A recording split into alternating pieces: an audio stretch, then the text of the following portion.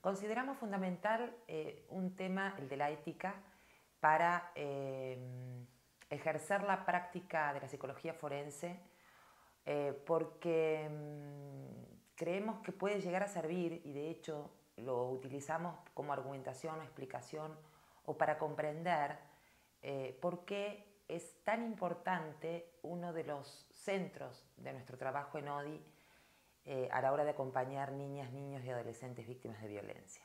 Y tiene que ver con la denuncia. Es decir, la ética es una palabrita que queremos definirla conceptualmente y trabajarla como argumentación, si se quiere, de lo que consideramos que el psicólogo tiene que tener en cuenta, como un elemento no solo aleatorio o no solo extra a la hora de hablar de del buen acompañante al niño, sino como un elemento fundamental. ¿Y por qué la ética? Bueno, en el ámbito de la psicología forense es uno de los ámbitos que más se presentan situaciones dilemáticas en este sentido. Claro está por la relación que tiene la psicología en este ámbito con un lenguaje tan ajeno como es el jurídico. Es verdad que pensar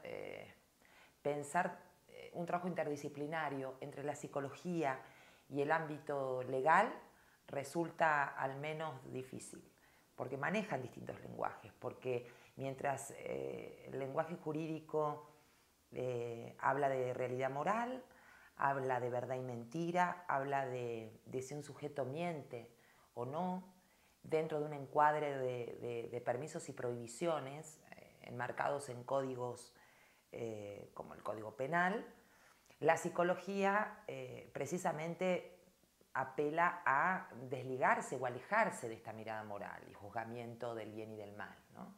Y analiza e infiere sobre otra realidad que tiene que ver con la del sujeto, que tiene que ver con la experiencia subjetiva de quien la vive y la realidad psíquica.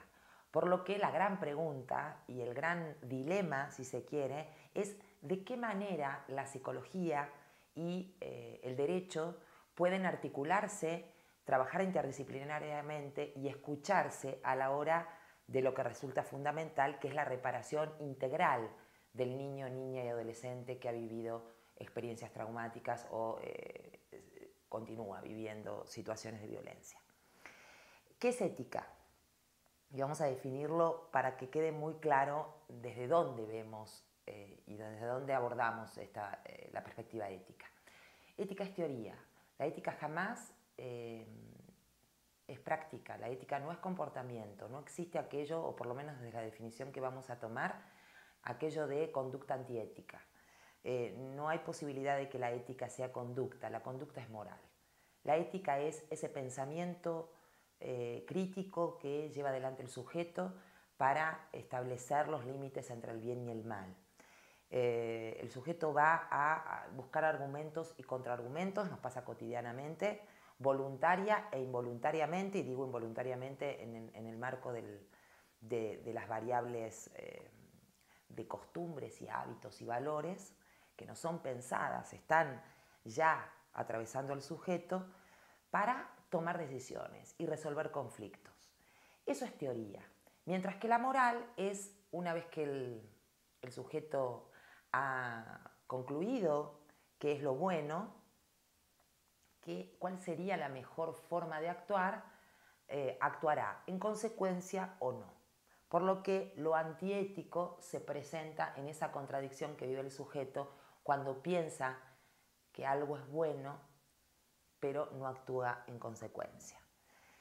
¿Cómo se traduce esta lógica de lo ético y lo moral en términos profesionales, en el ámbito deontológico? Bueno, de igual manera, simplemente que toma la complejidad institucional. Y por ser institución, como cualquier disciplina, como la psicológica, debe, vamos a decir, lidiar o atender una de las variables fundamentales por las cuales se desarrolla un código teórico deontológico, que es la variable sociohistórica.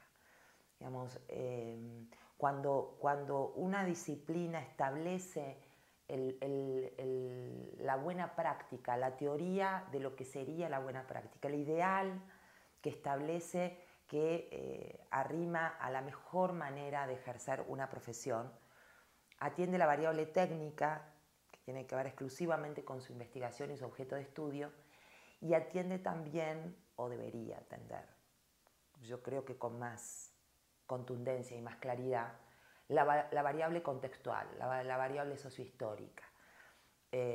No es lo mismo una psicología pensada en el siglo XVIII que en nuestra época, y menos en relación, si tomamos como ejemplo, en relación a los niños víctimas de violencia. ¿Por qué? Porque la definición y la construcción conceptual de la infancia era otra, por lo que la mirada de una disciplina sobre esa infancia también estaría atravesada, y estaba atravesada por esa concepción particular. Bueno, lo mismo ocurre hoy. No es lo mismo pensar el trabajo de violencia contra la infancia no en términos técnicos, sino en términos de complejidad en cualquier país del mundo que en México. Cada país, cada lugar y cada momento sociohistórico plantea variables particulares. Y la disciplina como institución que se compromete desde su código deontológico a la buena práctica, honesta, para el bien común, debe atender esta realidad. Y convengamos que la realidad mexicana, como muchas otras, y en general como muchos países de Latinoamérica, este tipo de temas tan sensibles presentan complejidades particulares que se merece atender y comprometerse. Por lo que, como comenzábamos diciendo, la ética deviene en nuestra argumentación para hacer la gran pregunta a la psicología, que no solo la piensa esta ética en función de un contexto sociohistórico, sino que también se presenta como una disciplina que le interesa participar activamente en la transformación de esa realidad real. Vamos a decir realidad real a esta realidad de eventos, lo fenomenológico, lo que se mide, se estudia, se observa y se valora en términos morales. ¿Por qué denunciar? Esta es la pregunta. ¿Por qué el psicólogo debe preguntarse ese interrogante y contestar que sí, efectivamente es importante hacerlo?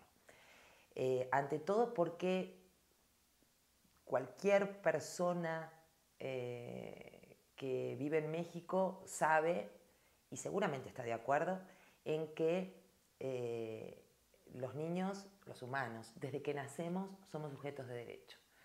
Porque el niño en México está considerado un sujeto de derecho. De hecho, México es uno de los países que ha firmado los tratados internacionales de derechos de la infancia.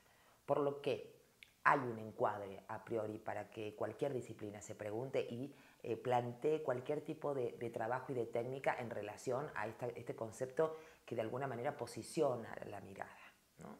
Entonces, la denuncia que propicie el psicólogo tiene que estar inspirada en esta primera causa, ¿no? En esta primera razón. Los niños son sujetos de derecho y son, por ser niños, no tienen la capacidad ni tienen la autonomía para hacerlos valer. Por lo que el psicólogo puede ser quizá el único adulto del entorno del niño que pueda no solo salvarlo, interrumpir esa experiencia dolorosa a través de la denuncia, sino de hacer valer su derecho.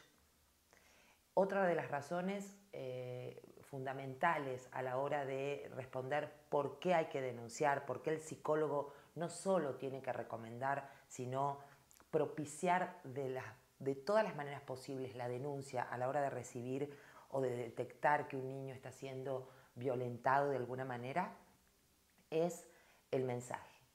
El mensaje que se debe dar al niño también en un proceso terapéutico. Digamos, un psicólogo que recibe en su consulta privada a un pacientito y está detectando y está verificando que hay indicios muy claros de violencia, y lo resuelve alegando que con el proceso terapéutico alcanza o la denuncia no le compete a la psicología, el mensaje que le está dando al niño es el que precisamente tiene que intentar durante el proceso terapéutico alterar, ¿no? Que tiene que ver con el quiebre del secreto, ¿no? Por ejemplo. El resolver el miedo y los temores que tiene un nene cuando vive ese tipo de experiencias. Si el psicólogo también por desconfianza al sistema de justicia o por miedo y temores a represalias se evita la denuncia, el mensaje al niño, convengamos que es contradictorio. Otra de las causas tiene que ver con que cuando decimos que el psicólogo tiene que participar y tiene que propiciar la denuncia, lo tiene que hacer de manera clara y de manera absoluta. Hubo casos y hay casos de psicólogos que dicen, yo le dije a la mamá, ¿no? Que tienen un pacientito, la madre ha traído a su hijo a la consulta y el psicólogo relata a la madre que el niño está siendo abusado por un familiar, ¿no? Y recomienda la denuncia. Entonces este psicólogo dice, yo le dije a la mamá que recomendara la denuncia, pero bueno, ella no quiso.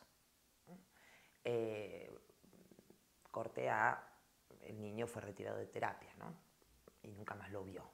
Cuando decimos que el psicólogo tiene que participar porque es una obligación ética para el buen accionar de la práctica profesional psicológica, decimos que la participación tiene que ser absoluta y me animo a decir hasta las últimas consecuencias. ¿Qué quiere decir esto? Que se haga efectiva la denuncia, que no basta con decir y recomendar, que hay muchas alternativas con las cuales el psicólogo cuenta para que la denuncia efectivamente se haga.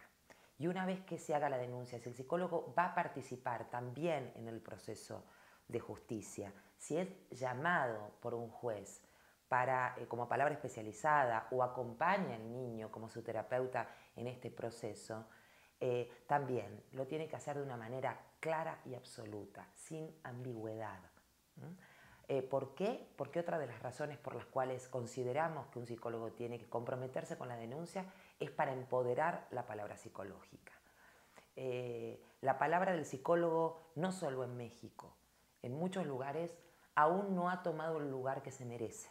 ¿En qué sentido? En que es la única disciplina que puede dar cierta información imprescindible para cumplir el objetivo también en el ámbito jurídico y sobre todo en el ámbito jurídico. Solo la psicología puede responder acerca de la estructuración del pensamiento, de contenidos latentes y de significados comportamentales, por ejemplo, ¿no? Fundamentales de analizar a la hora de inferir acerca no solo de un evento y de lo que le pasó al niño, sino de lo que le puede llegar a pasar. Por lo que la palabra del psicólogo también es necesario que empiece a tomar relevancia y empiece a encontrar su lugar como palabra experta autorizada para interdisciplinariamente incidir también en un ámbito en el que debe participar, que es en el ámbito jurídico, conjuntamente con el derecho. Y por último, la razón, que es el corolario de todo el resto de las razones, tiene que ver exclusivamente con que la denuncia, y lo hemos comprobado durante 11 años en ODI, ya no es teoría. Es el ejemplo de una experiencia que hemos constatado de que lejos de perjudicar, de estorbar un proceso terapéutico de reparación, lo beneficia. La denuncia lo que genera de inmediato es la ruptura de la experiencia, es decir, frena la experiencia de violencia, por un lado, y por otro, abre la posibilidad de que ese secreto que el niño y muchas veces su entorno mantienen, también se quiebre. Por lo que la recomendación y la razón última y primera como plataforma del buen accionar psicológico en términos de violencia contra la infancia y en el ámbito forense, infiere la importancia de la denuncia, porque la denuncia sí, bien utilizada en el proceso de justicia y con una intervención pensada y adecuada, funciona como dispositivo de abordaje terapéutico. Así, para concluir, diremos que la ética es ese puente, esa bisagra que permite que la psicología y el derecho se escuchen, se encuentren, trabajen interdisciplinariamente, cada uno con su lenguaje, cada uno con metas y objetivos particulares, pero con una sola meta en común, que a todos nos interesa y a todos nos importa, que es la reparación integral del niño, la niña y el adolescente víctimas de violencia.